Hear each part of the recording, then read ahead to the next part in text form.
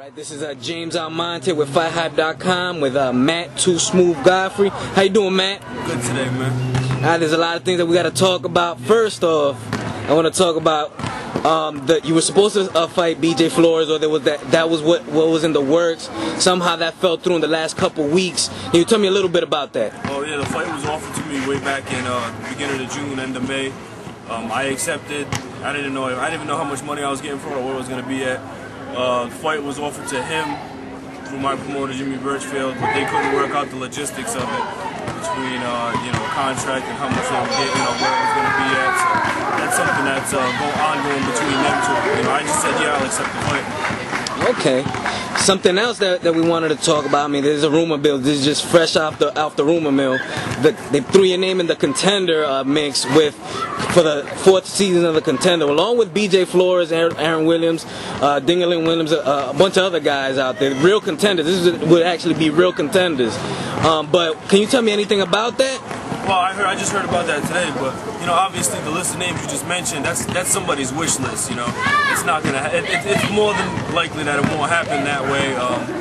If my name was considered for something like that, depending on the network and some of the obviously some of it has to do with money and the network and the exposure and everything. I would consider it, but from what I've heard already, I would turn it down. Okay. I mean, obviously, if you were to go into, you'd probably be one of the favorites going into it.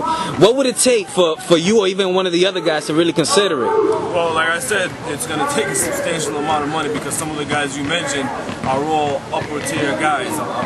All these guys have had main events on television, have had titles. One of them was the former world title holder twice in O'Neal Bell. So it would take a substantial amount of money and a big network to pick it up. And from what I'm hearing now, I think Versus is going to pick that up. And not everybody has that channel. Had it been ESPN or like the first season NBC, which would be a dream, it would definitely be something to consider. But right now, I haven't heard enough about it for me to consider it. I mean, me personally, as a boxing fan, I'm just speaking as a boxing fan, I would love to see that. I mean, cruiserweights, it's a good division right now, but it doesn't really get the press that the heavyweights or the light heavyweights gets.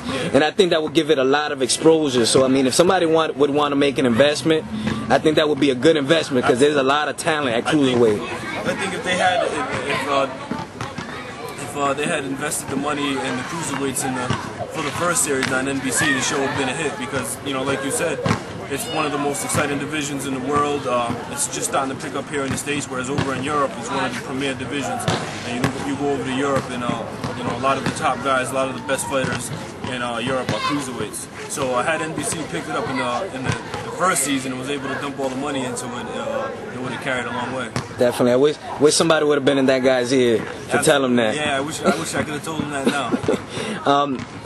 Since the BJ Flores and the Contender's not going through, what's in your plans right now? Man, right now I'm in the gym every day. I drive myself, almost 100 miles 4 times a week out to Connecticut to train. I train a couple times here at the Big Six Boxing Academy. I'm in the gym training every day, hoping to get my number called, hoping for the phone to ring, hoping my manager and promoter can work something out and get me back in there because I'm really anxious to get back in. It's been too long. It definitely has been too long. There's a bunch of guys out there. I mean, Aaron Williams just got knocked out a month ago. You were supposed to fight BJ Flores. Is there anybody else that you would think that you would want to get in there, mix it up with? Right now, my goal is to become world champion, and to do that, I would have to face some people who are rated ahead of me or just behind me in the ratings committee that I'm rating in the WBC. So, it looks like I would probably have to go back to Europe and fight one of the Europeans who were rated against me to give me my chance to fight for a title again, because that's the only thing that matters to me right now. With that potential, I mean, you obviously just came from Germany, where you had a controversial decision go against you. What did you learn from that experience, and what would you take if you had to go back to Europe? It's a good question. I learned a lot in the fight. I learned a lot about myself. Altogether, there were some circumstances that going on in the fight that I had to learn from. On the fly, I had to think, right on the fly.